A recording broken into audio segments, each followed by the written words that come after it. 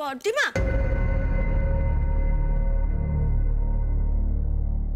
বর্দিমা বলছিলাম যে শোনো না, আমি না তো আমার না আর কিছু শুনতে ইচ্ছে করছে না। তুমি এখন যেতে পারো এই ঘর থেকে। ও বর্দিমা, ও বর্দিমা রাগ করছো কেন?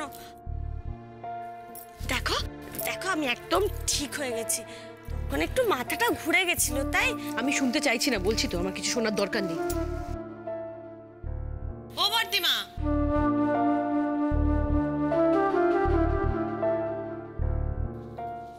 এই তো শেষে তুমি এসে গেছো, আমাকে বাঁচাও শেষে। বর্দিমা আমার সাথে কথা বলছো না, চলো চলো বলো কি হয়েছে? বর্দিমা কি গো, তুমি কেন এরকম করছো? মেয়েটার সঙ্গে কথা বলছো না কেন? কি হয়েছে? কি হয়েছেটা কি, আসলে আমার না একটু শরীর খারাপ হয়েছিল তো, তাই জন্য বর্দিমা আমার সাথে কথা বলছে না। কিন্তু আমি তো বর্দিমাকে বলছি যে আমি ডক্টর ভৌমিকের চেম্বারে যাব, চেক আপ করাবো। ও বর্দিমা,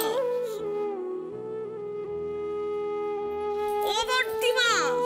আচ্ছা মিছরি দেবী, আপনার তাহলে একটু শরীর খারাপ হয়েছিল, তাই জন্য বর্দিমা রাগ করে আপনার সঙ্গে কথা বলছে না।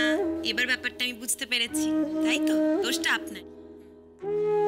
কিন্তু এই যে বর্দিমা, প্লিজ মিছরির সাথে কথা বলো। তুমি কথা না বললে কেঁদে কেঁদে মেয়েটা মরে যাবে, প্লিজ। যদিও আমার কথা কেউ শোনে না এই বাড়িতে, তবু আমি বলে দিচ্ছি শেষবারের মতো, যেন একা একা আর কোথাও না বেরোয়। যদি কোথাও যেতে হয় যেন ভূতকে সঙ্গে নিয়ে বেরোনো হয়। ডান ডান ডান। কিন্তু এখন তো ভূত অফিসে চলে গেছে। আচ্ছা ঠিক আছে, আমি ভূতকে ফোন করে দিচ্ছি, ও ডিরেক্টলি চেম্বারে চলে যাবে। হ্যাঁ বর্দিমা, বর্দিমা এবার তো কথা বলো। এখনো যদি কথা না বলো না তাহলে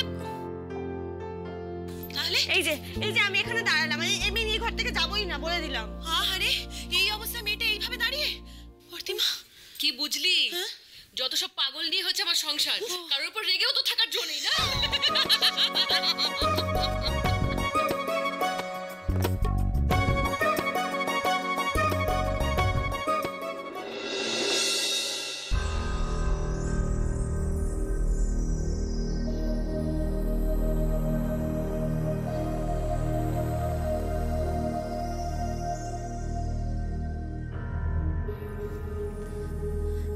জেম্মা,